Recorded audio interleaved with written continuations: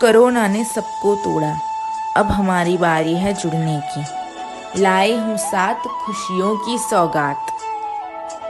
रख हौसला, वो मंजर भी आएगा। प्यासे के पास समंदर भी आएगा। थक कर ना बैठ ऐ मंजिल के मुसाफिर, तुझे मंजिल भी मिलेगी और मिलने का मज़ा भी आएगा। Hello and welcome to the public health juke box, जहां समस्याएं आपकी, सॉल्यूशंस हमारे।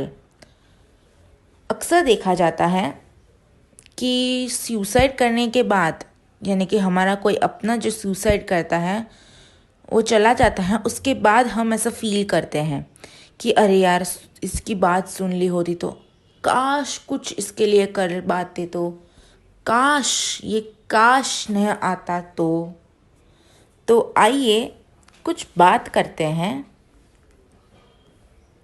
अब बस करते हैं, थोड़ा कम बोलते हैं, कुछ दूसरों की भी सुन लेते हैं, सलाह नहीं साथ देते हैं। सुनना यार, चल बाद में बात करते हैं के बदले आजा चल बात करते हैं। इस गम को थोड़ी खुशियों के साथ रिप्लेस कर देते हैं।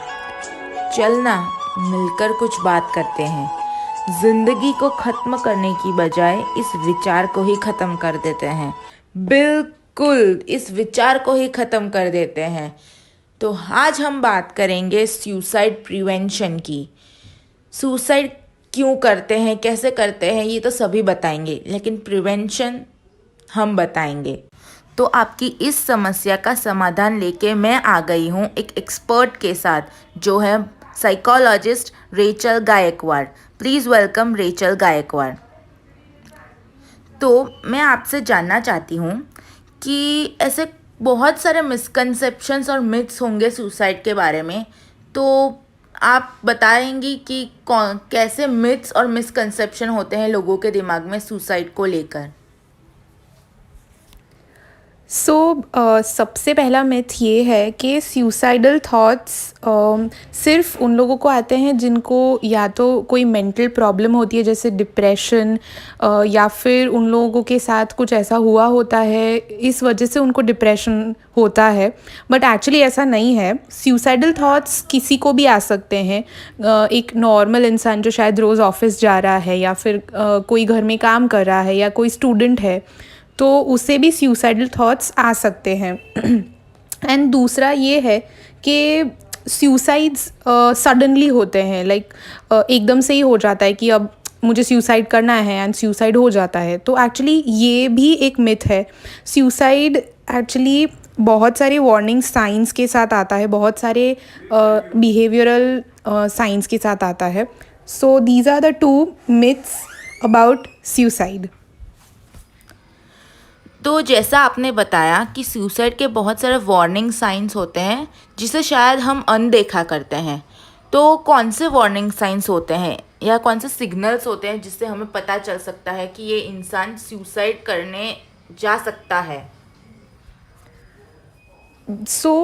सबसे पहले जो साइंस होते हैं इनिशियल स्टेजेस में, वो होते हैं कि वो लोग कंटिन्यूअसली शायद मरने की बातें करते हैं, या फिर ऐसा कहते हैं कि यार इससे तो अच्छा था कि मैं मर जाता हूँ, या इससे अच्छा होता कि मैं मर जाता। दूसरा ये है कि वो लोग हमेशा एक नेगेटिव थॉट के साथ चलते हैं कि बस यार अब सब ख़त्म हो चुका है, अब क्या अच्छा होने वाला है, कुछ नहीं होगा मेरा।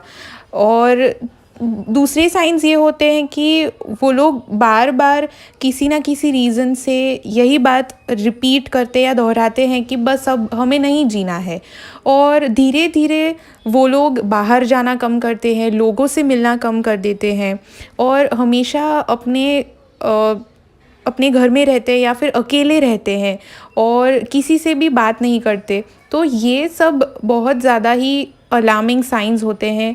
आपके आसपास अगर कोई ऐसा होता है जो एकदम से ही बात करना बंद कर दे, एकदम से शायद आपके साथ हंसना बंद कर दे, या फिर कुछ बोलना बंद कर दे, तो ये सारे साइंस होते हैं जो वार्निंग अलार्म्स या फिर वार्निंग बिहेवियर्स होते हैं सुसाइडल थॉट्स के लिए।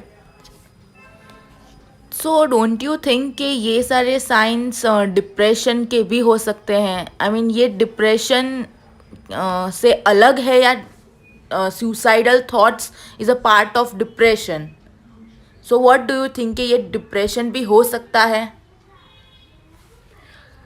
सो डिप्रेशन एंड सुसाइड दोनों ही एक ही ऑलमोस्ट एक ही चीज़ या फिर एक ही थॉट प्रोसेस से आते हैं। डेफिनेटली जिनको डिप्रेशन होता है उनके दिमाग में कई बार ये थॉट आता है कि यार बस अब सब ख़त्म कर देते हैं, चलो अब इन सब चीज़ों को ख़त्म करके बस मरना इज़ द ओनली ऑप्शन।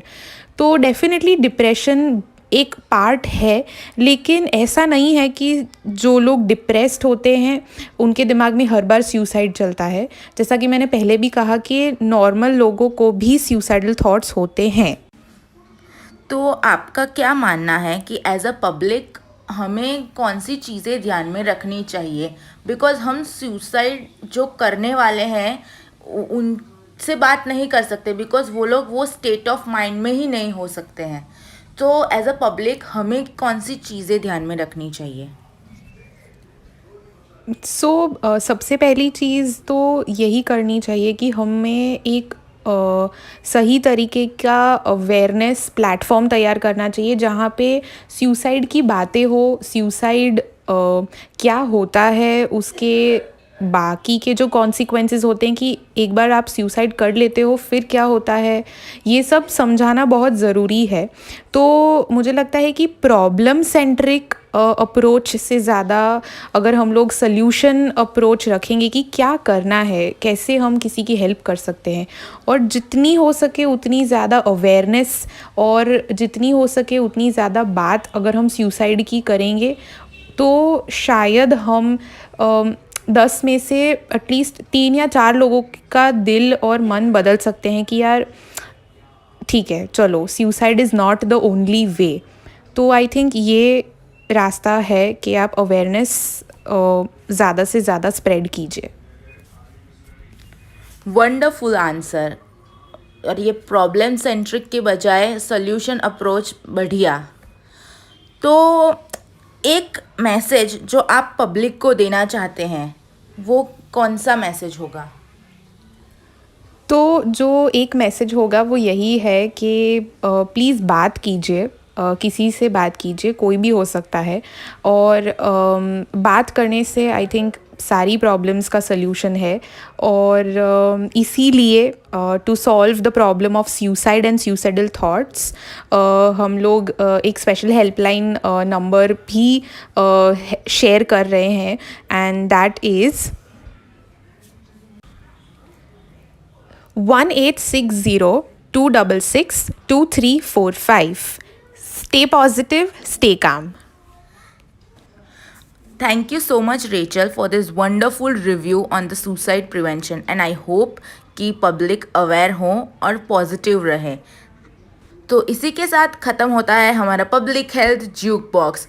सो सुरक्षित रहिए, स्वस्थ रहिए, पब्लिक हेल्थ द्वारा जनहित में जारी। Thank you.